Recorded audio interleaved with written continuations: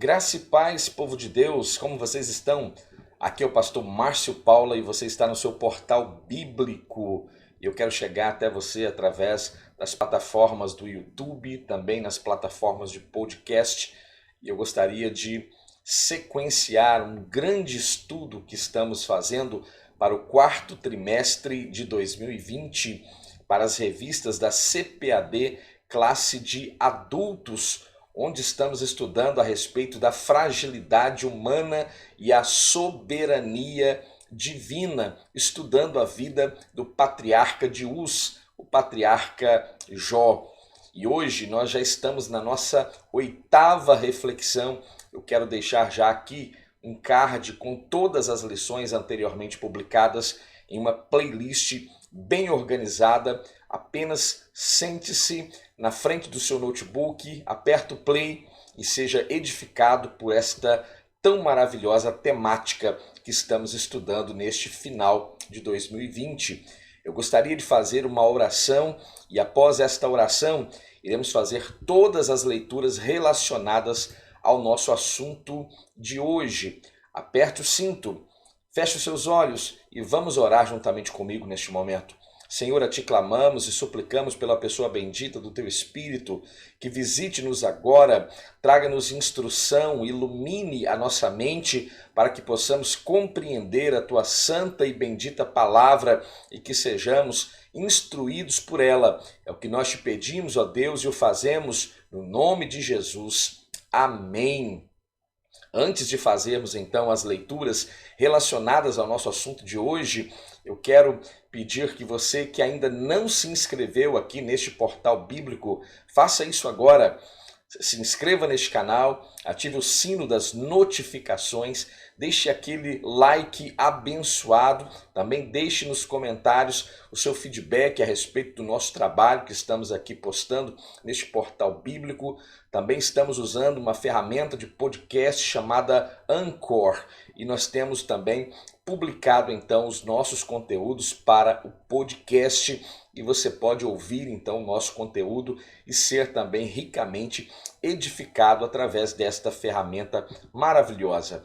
Vamos fazer então todas as leituras relacionadas ao nosso assunto de hoje e o texto áureo desta nossa reflexão está em Jó capítulo 11, versículo 18, que diz: "E terás confiança, porque haverá esperança, olharás em volta e repousarás seguro." E esta lição específica, a oitava lição, tem como título a teologia de Zofar. O justo não passa por tribulação. Nós já falamos a respeito da teologia de Bildade, falamos sobre a teologia de Elifas e aqui estamos apresentando a teologia de Zofar. A nossa verdade prática diz, segundo as Escrituras, até mesmo o justo passa por tribulação. E a nossa leitura bíblica está no livro de Jó, capítulo 11, do versículo 1 ao versículo 10, e também no livro de Jó, capítulo 20, também versículos 1 ao versículo 10. Tome posse da sua Bíblia e façamos então esta leitura a partir de agora.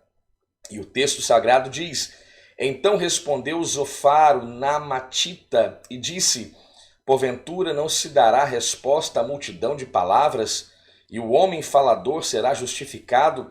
As tuas mentiras se hão de calar os homens, e zombarás tu sem que ninguém te envergonhe? Pois dizes: a minha doutrina é pura, e limpo sou aos teus olhos. Mas, na verdade, quem dera que Deus falasse e abrisse os seus lábios contra ti, e te fizesse saber os segredos da sabedoria, que é múltiplice em eficácia. Sabe, pois, que Deus exige de ti menos do que merece a tua iniquidade. Porventura alcançarás os caminhos de Deus, ou chegarás à perfeição do Todo-Poderoso? Como as alturas dos céus é a sabedoria, que poderás tu fazer? É mais profunda do que o inferno, que poderás tu saber?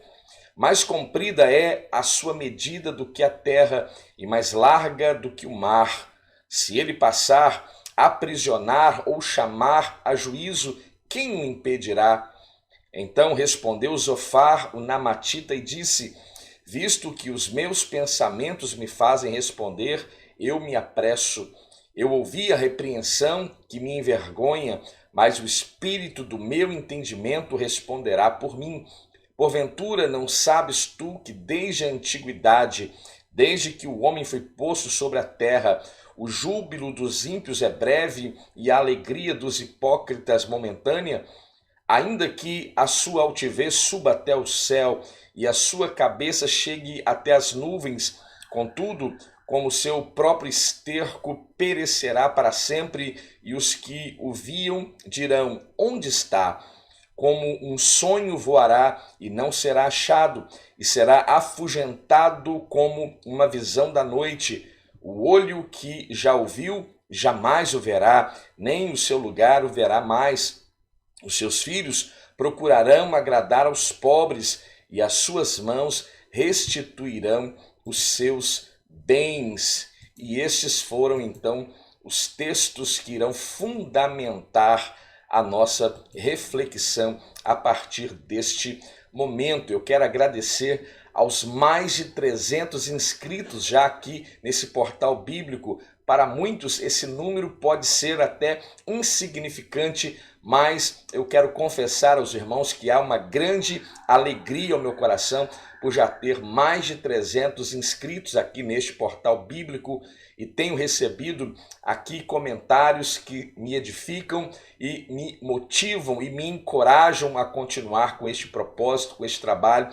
E isso me faz entender que este trabalho tem encontrado guarida em muitos corações, e esta é a razão para que este portal bíblico exista aqui no YouTube e também nas plataformas de podcast.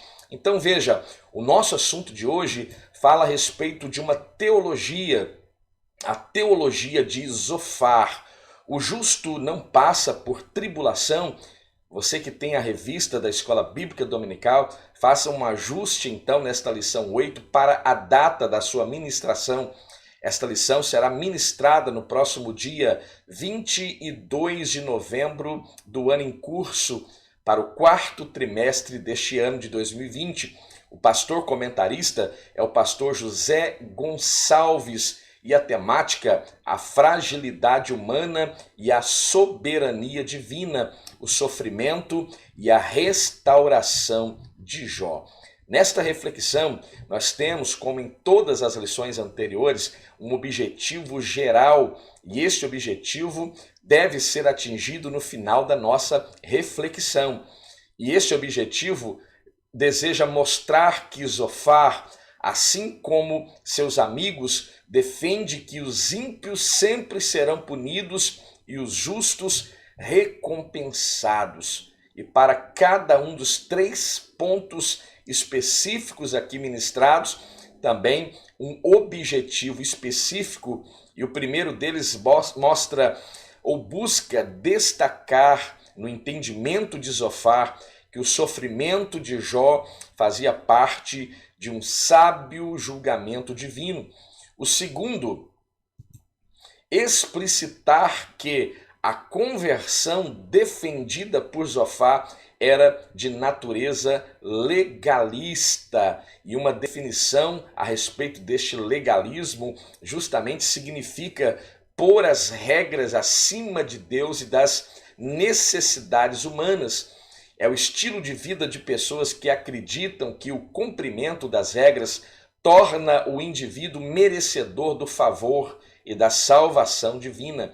Esse pensamento não é bíblico e foi duramente condenado por Jesus quando nós lemos no Evangelho de Lucas, capítulo 18. Ali nós temos um claro exemplo de um indivíduo com natureza legalista, aquele fariseu que estava ali em Lucas capítulo 18, versículos 11, 12, e o texto diz que o fariseu, estando em pé, orava consigo desta maneira: ó Deus, graças te dou, porque não sou como os demais roubadores, injustos e adúlteros, nem ainda como a este publicano. Jejuo 2 vezes por semana e dou o dízimo de tudo quanto possuo. Uma demonstração clara de alguém que peca por comissão. Veja, e também peca por omissão. Por que peca por comissão? Porque ele se auto-justifica diante da sua própria natureza limitada e pecaminosa. E ele peca por omissão, porque alegando ser cumpridor de alguns deveres, criando as suas corbãs, ele agora se omite a cumprir ou fazer aquilo que ele de fato deveria fazer. E como nós já falamos nas lições anteriores, Tiago diz que aquele que sabe fazer o bem e não faz, este comete pecado. O terceiro objetivo específico mostra esclarecer que esta teologia de Zofar limita a soberania de Deus na sua capacidade de julgar o homem. E nós iremos estudar então o discurso deste que é conhecido como o terceiro amigo de Jó, o terceiro a falar, talvez um dos mais novos. Nós sabemos que Eliú daqui a pouco entra em cena e começa a falar também, o que possivelmente naquela cultura ele era o mais novo. Então Elifas toma a voz em primeiro lugar, depois Bildade e agora está falando Zofar. E a tese que este personagem chamado Zofar defende é a de que o justo não passa por tribulação. Ou seja, para Zofar, veja, se houver tribulação é porque não há justiça na vida deste indivíduo. Essa teologia já esteve muito presente no nosso país e eu ouso dizer que ainda continua muito presente em muitos lugares espalhados Brasil afora e mundo afora. Mas nós temos que observar esta teologia à luz da palavra. E a pergunta é: esta teologia se sustenta passando pelo crivo da palavra de Deus? Eu creio que ao longo desta reflexão nós iremos ter uma resposta clara e retumbante para esta indagação. Embora as Escrituras não mostram de forma clara, que quem está em Cristo não significa que tenha ausência de problemas e provações, mas que há uma grande diferença na forma de passar por esses momentos de adversidades. Veja, estar em Cristo, o cristão, não necessariamente tem garantia de que será privado de tribulações, mas tem a garantia de que passará por este momento de adversidade de forma totalmente diferente. Uma firme convicção de que o próprio Cristo passará juntamente com ele. E isso deve trazer grande alegria ao nosso coração. E eu gostaria que você, professor da Escola Bíblica Dominical, você, aluno da Escola Bíblica Dominical, lessem, tivessem este propósito. Eu sei que muitos já estão neste processo de leitura do livro de Jó, seus 42 capítulos, para que a nossa mente esteja totalmente ligada àquilo que está sendo aqui apresentado, que você se dedique nas leituras diárias, que você se dedique na sua classe da Escola Bíblica Dominical e que haja uma interação entre você, professor, e você, aluno, e que haja um consenso a respeito desta teologia de Zofar e que você possa ser esclarecido onde você estiver. E este portal bíblico se faz importante para você, para o aprendizado deste assunto. Deixe aí no comentário de onde do Brasil ou do mundo você está nos assistindo e eu vou ficar muito feliz em responder o seu comentário. E nós vamos aprender hoje então como refutar esta teologia de Zofar à luz da palavra de Deus. Então, nesta reflexão, nós veremos o discurso de Zofar, o último amigo de Jó a falar nesta série de debates. E aqui, Elifas e Bildade já haviam destilado suas teologias aos ouvidos de Jó, e agora talvez entra em cena aquele que de forma mais dura e mais severa vai expor uma teologia equivocada também aos ouvidos de Jó. ele insistirá na mesma tese já aqui previamente apresentada tanto por Elifas quanto por Bildade, de que o justo não passa por tribulação, à semelhança do que pensavam seus amigos Elifas e Bildade. Todavia, Zofar é mais duro e mais impiedoso na sua acusação contra o patriarca de Uz.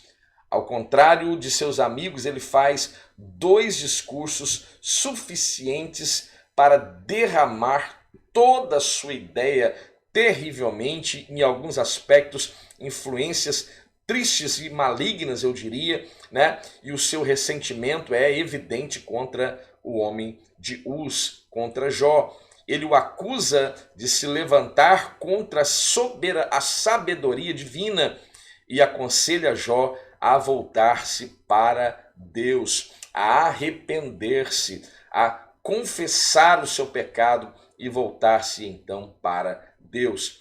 E o primeiro ponto desta reflexão fala justamente sobre Deus se mostra sábio quando aflige o pecador.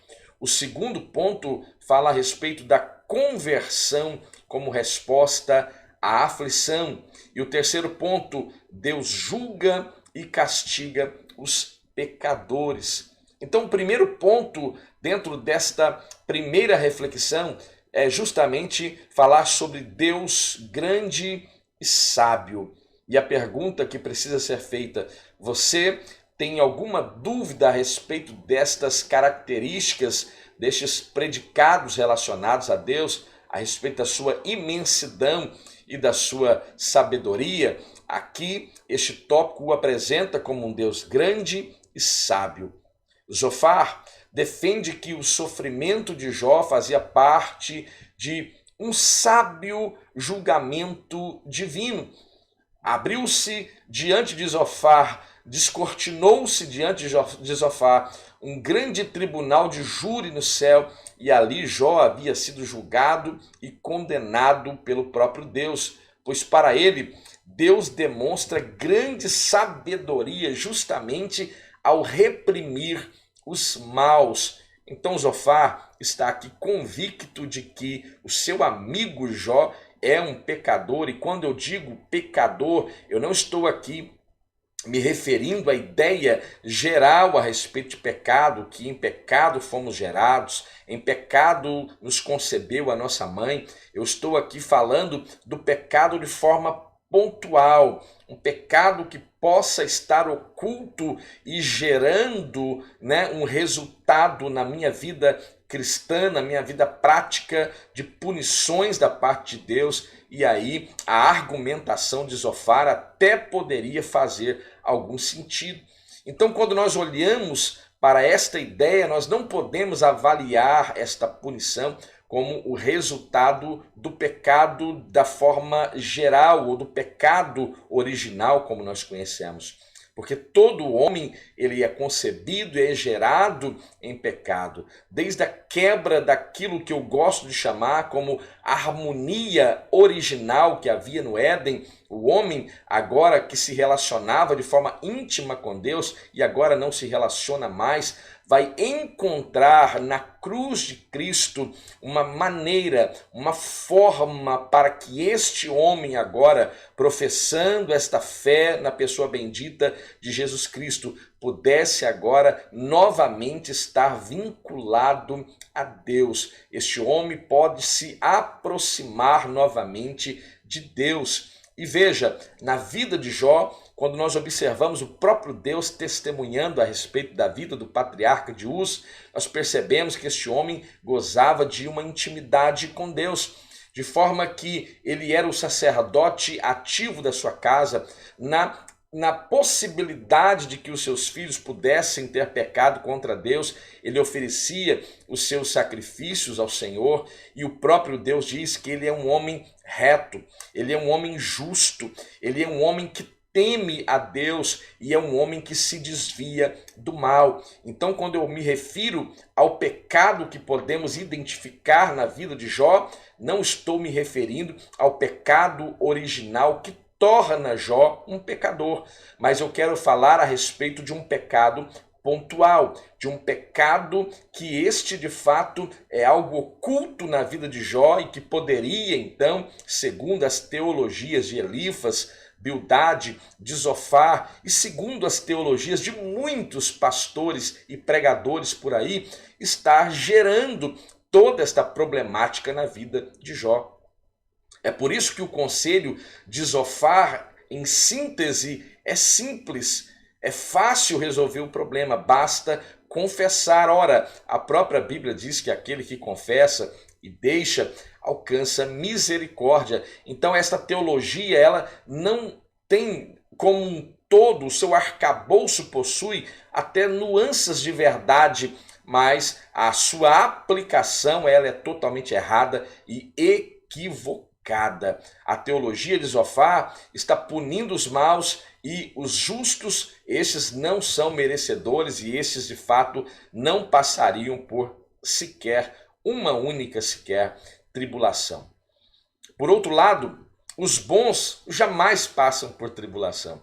Para Zofar, se alguém deve algo, tem que pagar, e aqui entra em cena mais uma vez a característica daquela justiça retributiva, onde você anula qualquer possibilidade de um acordo, de negociação, né? Onde até mesmo o aspecto de empatia deve ser ignorado, né? Para que aquele infrator receba a sanção, a punição por aquele ato que ele infringiu, pelo seu ato, pela sua infração.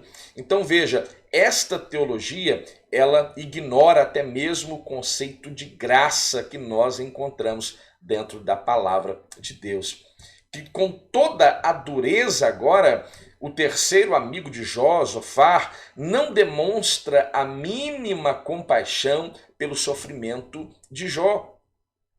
Quando acusa-o de se comportar como um animal irracional, um jumento que não tem entendimento, ao não perceber a sabedoria divina na condução das coisas. Para Zofar, Jó valeu-se na sua defesa de palavras exageradas, até mesmo desrespeitosas, cheias de própria justiça, cheias da sua ignorância sobre as coisas de Deus. Zofar está a ponto de acusar Jó de ser um sacrílego, e isso é algo extremamente grave, e nós não podemos admitir tal teologia na nossa vida.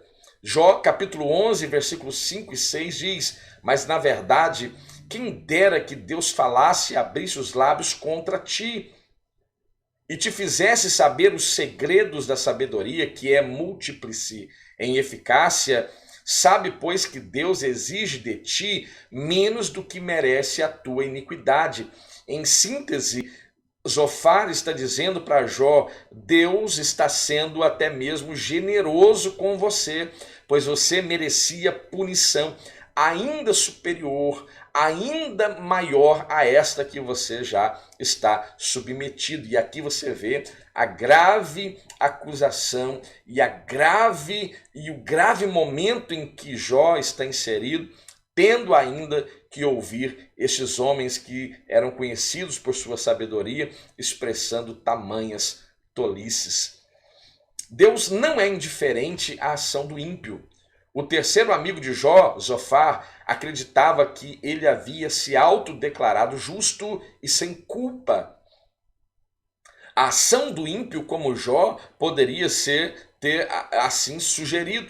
Assim, para Zofar, se Deus debatesse com Jó, como era desejo deste, então não haveria dúvidas de que ele ficaria de fato contra o patriarca e jamais a favor de Jó.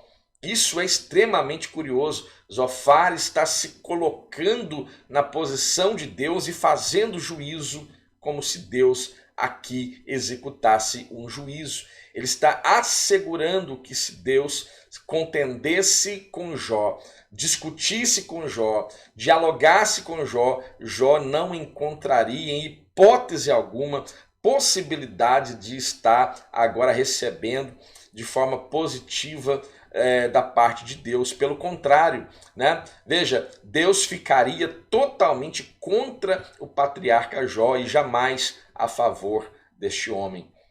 Terceiro, tolos se passando por sábios. Jó reage com ironia à sabedoria defendida anteriormente por seus amigos. Jó capítulo 12, versículo 2, e o texto diz: na verdade, vós sois o povo e convosco morrerá a sabedoria.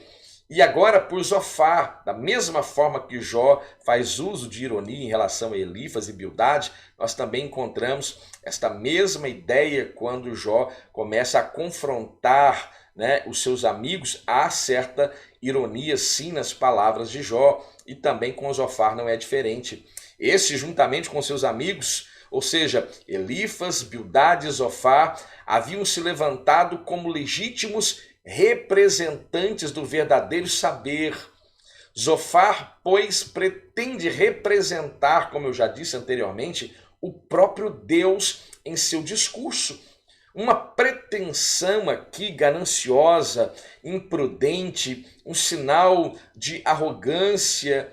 E, lamentavelmente, eu creio que deve ser um momento importante na sua classe da escola bíblica para que você abra um parêntese para discutir este ponto que julgo extremamente pontual, né? Que muitos nos dias atuais, nos dias modernos, no século 21, ainda se comportam exatamente como Zofar, se consideram os representantes de Deus aqui na terra e sempre que falam, dizem que Deus mandou fazer, Deus está mandando agir, Deus está mandando que seja dessa forma, usam de forma enganosa este artifício para intimidar a igreja, intimidar os incautos. E a convocação que deve ser feita em classe é que aprendamos a discernir os espíritos para que possamos refutar com a autoridade do Espírito Santo de Deus aquilo que não vem do Senhor, e que os nossos olhos sejam, pois, abertos pelo Espírito Santo de Deus, que atua, o Espírito da verdade, que o mundo não pode receber porque não vê e não conhece, mas a Bíblia diz que habita em mim, habita em você e estará em nós para todo sempre. Este Espírito nos guiará ao examinar todas as coisas e nos declarará, pois, a verdade. Então, sejamos edificados por este conselho, sejamos edificados e refutemos este espírito de Zofar que ainda está governando muitos ambientes Brasil afora. Mas Jó não se deixa ser convencido pelas teologias dos seus amigos, pelo contrário, ele está convencido de que isso não passa de charlatanismo. Vós, porém, sois médicos que não valem nada, ou que nada valem. Jó capítulo 13, versículo 4. Jó está resoluto, ele está firme, ele está decidido, ele está irredutível em deixar os amigos e ir à procura de Deus, quando ele diz: mas eu falarei ao Todo-Poderoso e quero que me defender perante este Deus Todo-Poderoso. Jó capítulo 13, versículo 3. O patriarca Jó estava certo de que havia uma sabedoria do alto e que seus amigos desconheciam tal sabedoria por completo. E quando esta sabedoria fosse revelada, esta ficaria em favor de Jó, em detrimento ao pensamento, às ideias equivocadas que partiam dos amigos de Jó. Jó, em seu lamento, se revela mais sábio que os seus amigos por seu temor a Deus acima de todas as coisas, e de que ele lhe fará justiça quando diz: eis que o temor do Senhor é a sabedoria e apartar-se do mal é a inteligência. E o próprio Jó já havia declarado anteriormente que o seu Redentor não estava morto, mas o meu Redentor vive e por fim, ou seja, chegará o dia em que ele se levantará sobre a terra. E nós sabemos que há aqui nesta poesia o aspecto profético, escatológico, mas Jó estava afirmando esta verdade profética já naquele tempo, e isso é maravilhoso. No lugar dos julgamentos dos homens, há uma sabedoria do alto que sonda os corações dos que são chamados pelo nome do Senhor, e estes que são chamados pelo nome do Senhor, como lá no Salmo 139, ele afirma, este indivíduo clama e ele dá esta legalidade para que o Espírito Santo sonde quando ele clama: sonda-me e conheces o meu caminho, conheces o meu deitar, conheces o meu levantar. Veja, o indivíduo que teme a Deus, ele abre o seu coração e permite que ele seja sondado. Veja, este não vê como os homens veem, é a explícita aplicação daquilo que está no primeiro livro de Samuel, capítulo 16, versículo 7, quando Samuel é enviado a Belém de Judá, a casa de Jessé, para ali ungir aquele que seria o futuro rei de Israel. E ali, quando Eliabe aparece, o protótipo de um homem perfeito, como fisicamente era Saul, aquele que se destaca no aspecto visual, físico, é atraente, chama a atenção, e ali Samuel, já talvez inclinado, vai ser repreendido por Deus, vai ser alertado por Deus, quando diz: porque o Senhor não vê como o homem, pois o homem vê aquilo que é exterior, aquilo que está diante dos seus olhos, porém o Senhor olha para o coração do homem. É por esta razão que nós somos observados por Deus, porque os seus olhos penetram a nossa carne, a nossa natureza, o nosso corpo natural, e vai até a divisão da alma e do espírito, das juntas e das medulas. Então veja, o nosso coração está exposto diante de Deus. Nós podemos pensar que enganamos a homens, mas é impossível. Tolo é aquele que pensa estar enganando o próprio Deus. E Jó tinha certeza desta sabedoria do alto. E esta sabedoria um dia seria revelada. E esta sabedoria sendo revelada seria favorável ao patriarca de Uz. O segundo ponto, a conversão como resposta à aflição. A purificação moral. Nos versículos 13 a 20 do capítulo 11, Zofar conclui o seu discurso sobre a situação de Jó.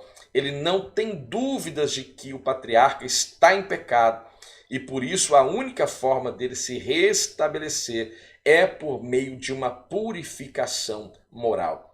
É bem verdade que enquanto estamos em uma condição pontual de pecado, há a necessidade sim de que este pecado seja confessado, há necessidade sim de que haja um arrependimento pleno, um arrependimento genuíno, e então que nos aproximemos de Deus. Isso é extremamente importante, mas nós já sabemos que isso não se aplica na vida do patriarca de Uz. Mas Zofar já havia determinado, juntamente com Elifas e Bildade, Jó está em pecado. E por que ele está em pecado, Zofar? Ora, porque o justo não sofre.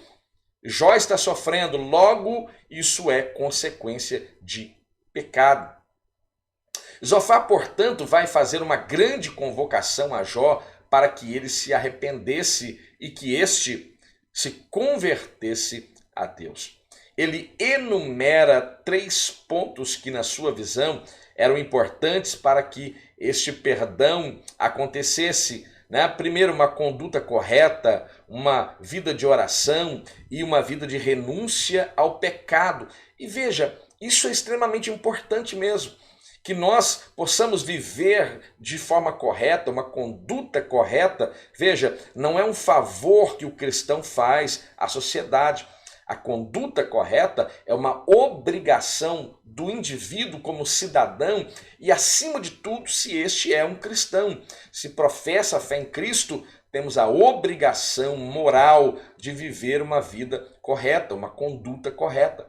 O cristão também não pode achar que está fazendo algum favor a Deus quando esse se prostra em oração, não. Ele precisa entender que a oração é um momento de intimidade, é um momento de relacionar-se com Deus. E há uma expressão antiga que eu acho extremamente válida, que diz que aquele que pouco ora tem pouco poder. O que mais ou menos ora, mais ou menos poder, e o que muito ora, muito poder. Porque há um relacionamento construído com Deus em oração. E o último ponto é justamente a renúncia do pecado.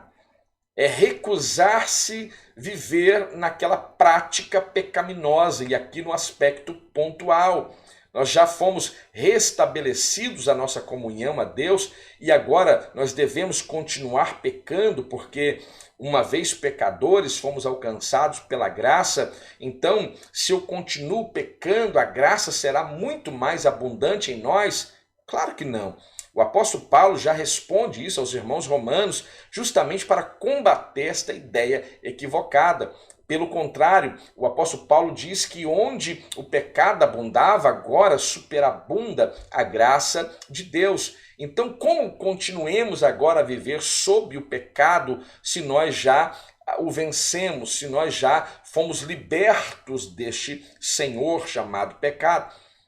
Então veja, aqui esta renúncia é o aspecto de santificação, é mortificação da carne, e isso acontece paulatinamente, dia após dia, né? Hoje mais santo que ontem e amanhã mais santo que hoje. Isso é renúncia de pecado. Esses conceitos estão errados? Não. Mas esses conceitos se aplicam na vida de Jó? Não. Porque qual pecado? Zofar não fala aqui de um pecado que está intrinsecamente ligado ao homem desde que este é gerado e concebido. Mas ele fala de algo pontual, específico, que ele não tem habilidade para apontar e dizer: esta é a situação que te colocou nesta condição, Jó, porque ele não tem esta informação. Mas ele subentende a partir de uma teologia errada de que o justo, este não passa por adversidade, o ímpio sim. Então, Jó, você está passando por adversidade, você precisa agora mudar sua conduta. Você estava vivendo equivocadamente, você estava vivendo fora da curva, você estava vivendo uma vida totalmente incorreta. Então ajuste a sua vida, Jó. Comece a se relacionar melhor com Deus em oração, Jó. E, Jó, não se esqueça de confessar e renunciar a este pecado que te pôs nesta condição.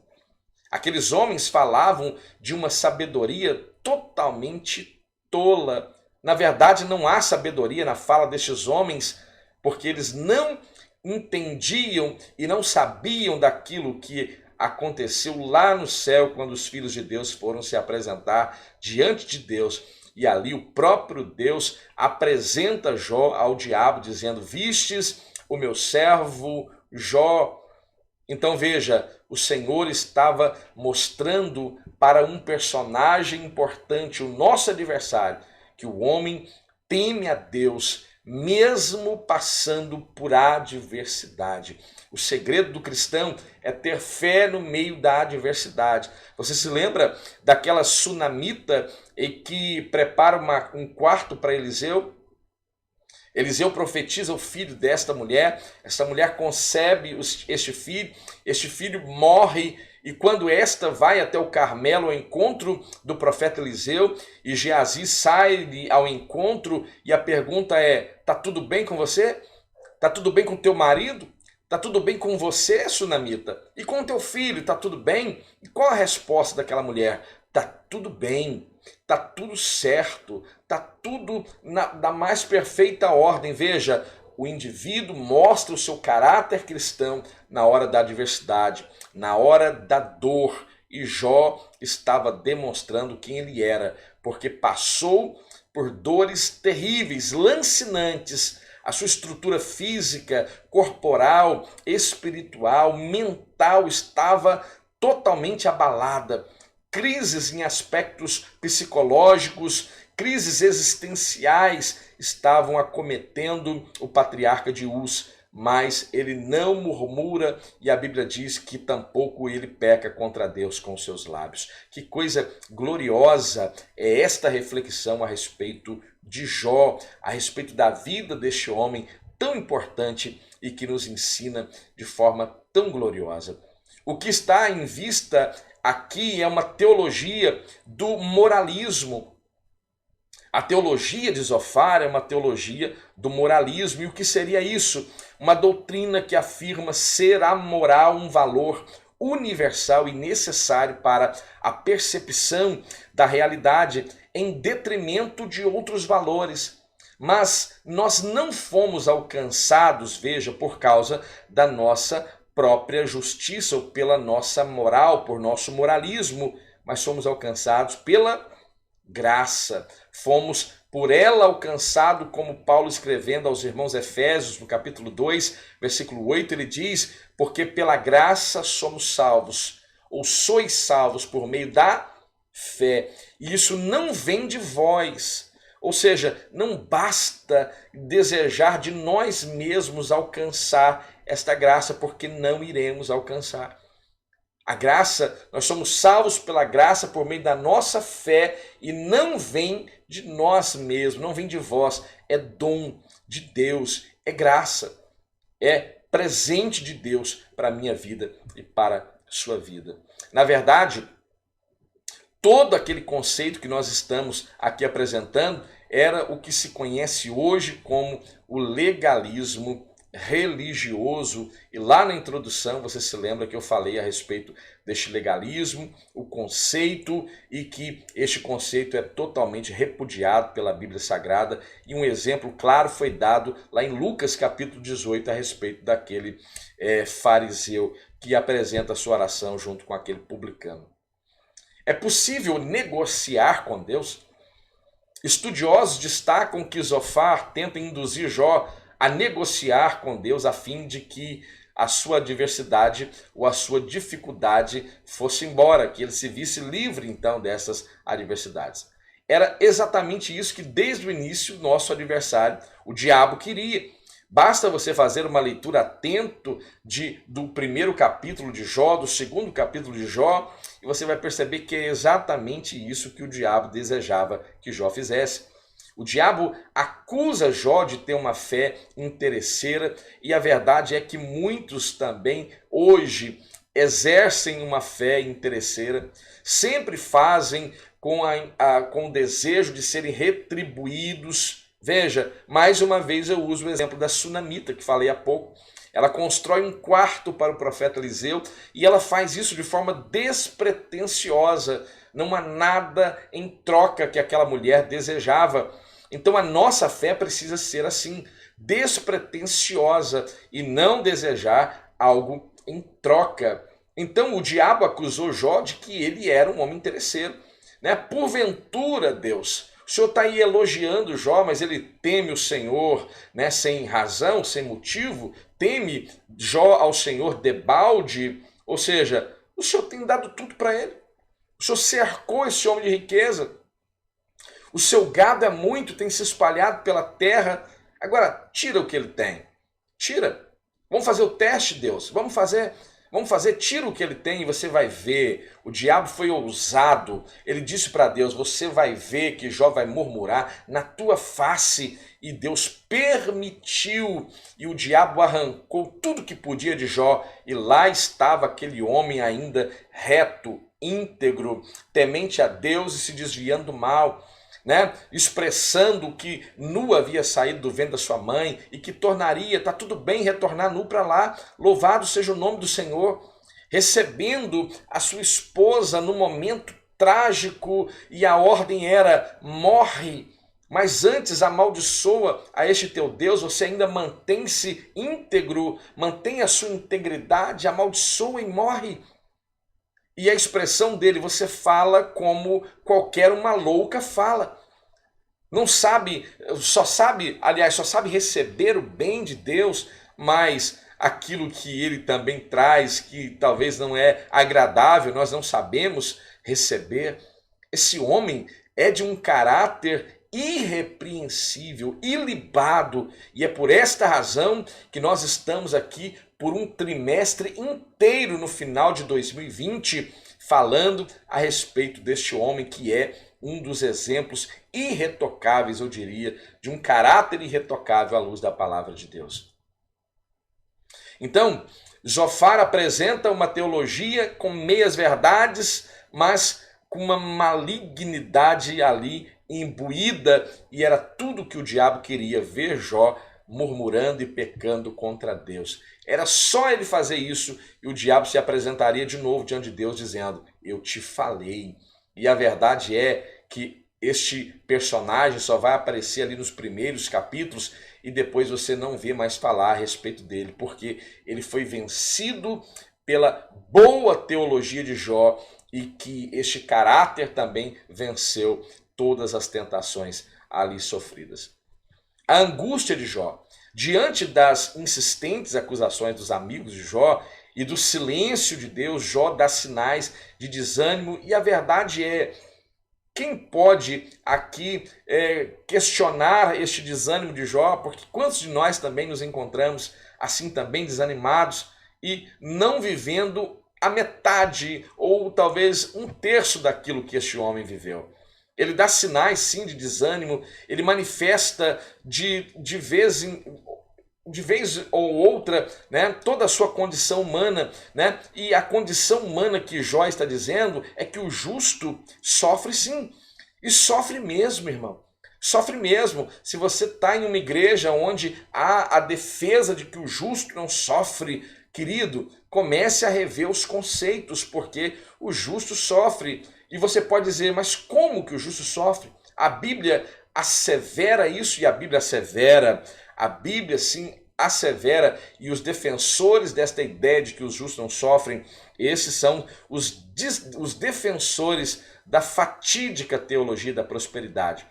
Abra sua Bíblia, Evangelho de João, capítulo 13, versículo 30, Evangelho de João, capítulo 16, versículo 33, e ali o texto é: tenho-vos dito estas coisas para que em mim tenhais paz. No mundo tereis aflições, mas tende bom ânimo. Ei, Jesus, você está dizendo para que eu tenha bom ânimo? E por que eu devo ter bom ânimo? E a resposta dele está inserida no texto que estamos lendo. Porque eu venci o mundo e ele, Jesus, é a nossa vitória. Ele é a nossa vitória. Nele nós somos mais do que vencedores. E eu preciso admitir esta verdade para a minha vida.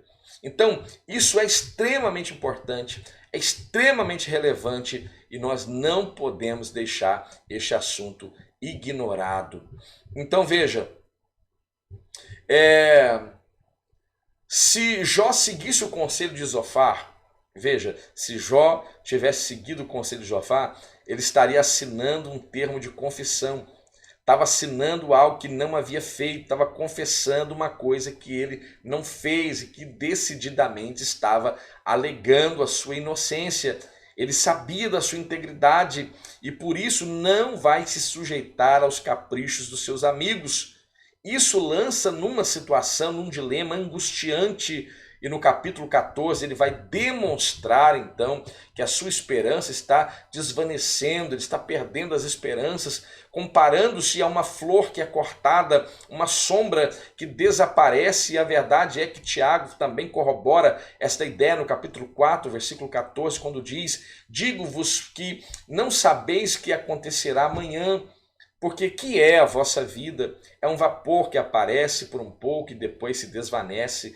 Jó está dizendo que há mais esperança para uma árvore quando esta é cortada, porque ainda se renovará e não cessarão seus renovos, e que se a raiz desta árvore envelhecer na terra e o seu tronco até mesmo morrer no pó, ele diz que ao cheiro das águas torna a brotar e torna a produzir ramos e renovo, né? Porém, O homem, quando morre, é consumido, sim, rendendo o homem, o espírito, onde então está ele? E é uma verdade aquilo que Jó está apresentando. É uma verdade e ele parece-me que está já no seu limite. E é por esta razão que logo após Zofar, Eliú também vai falar a respeito da sua teologia. E daqui a pouco Deus entra em cena. E quando Deus entra em cena, você vai perceber que haverá uma mudança maravilhosa, extraordinária na vida do patriarca de Uz. O terceiro ponto fala que Deus julga e castiga os pecadores. O castigo dos maus, o capítulo 20 do livro de Jó, com o segundo discurso de Zofar. Nele, Zofar lembra Jó que a aparente prosperidade dos ímpios não passa de uma ilusão e dura apenas um instante. Na verdade, ele repete o que os seus outros amigos já haviam dito aqui anteriormente, né? Ainda que eles andem por eixos diferentes, a teologia é a mesma, é exatamente a mesma, né? Jó diante de um paradoxo, esta é a situação de Jó. O capítulo 21 traz a resposta de Jó ao argumento de Zofar. Para o patriarca, a tese de Zofar de que os ímpios são sempre punidos era contraditada pela experiência.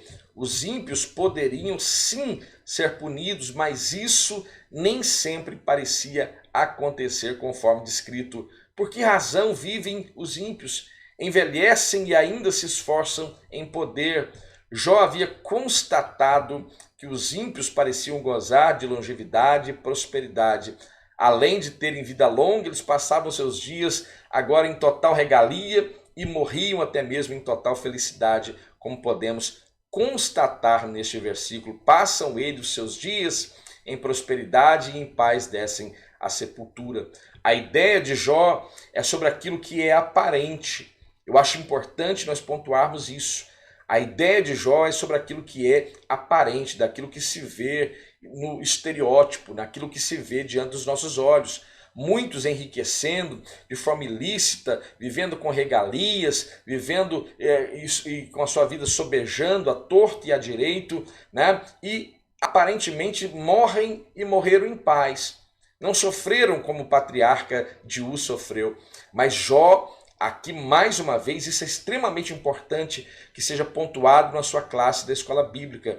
Ele fala por uma ótica daquilo que é aparente, porque ele desconhece os conceitos eternos que entram em vigor após a morte. É como aquele homem lá no Novo Testamento, um homem rico, que tendo os seus celeiros, não comportando a sua grande colheita, ele vai derrubar os seus celeiros, construirá novos, maiores, amplos, vai colocar toda a sua colheita, vai armar sua rede, vai pegar água de coco e vai ficar ali, deleitando toda a sua mordomia e alegando para si. Veja, alegando para si de que ele estava enriquecido e que ele não tinha falta de nada, mas a expressão ali é louco. E se te pedirem a tua alma agora, aquilo que você preparou para quem? Então Jó está falando daquilo que é aparente, daquilo que está diante dos nossos olhos, mas a Bíblia nos fala a respeito daquilo que é eterno, aquilo que acontece após a morte. E é isso que de fato importa. Então a verdade vem à tona. A lei da retribuição não se aplica a todas as esferas da humanidade, nem explica os caminhos soberanos do Altíssimo, pois Deus também faz com que o sol nasça, se levante sobre os bons e sobre os maus, e que a chuva, que é uma bênção, caia também sobre justos e injustos. Então, esta é a conclusão desta lição preciosa.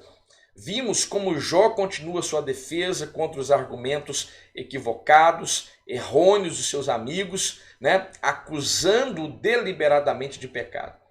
Mas Jó está convencido de que é inocente, que não cometeu nada que justifique tamanho sofrimento. Os amigos de Jó por desconhecerem as razões do seu sofrimento, o acusam de forma impiedosa. E patriarca, por desconhecer a ação de Deus nesse episódio, chega ao limite do desespero e da desesperança.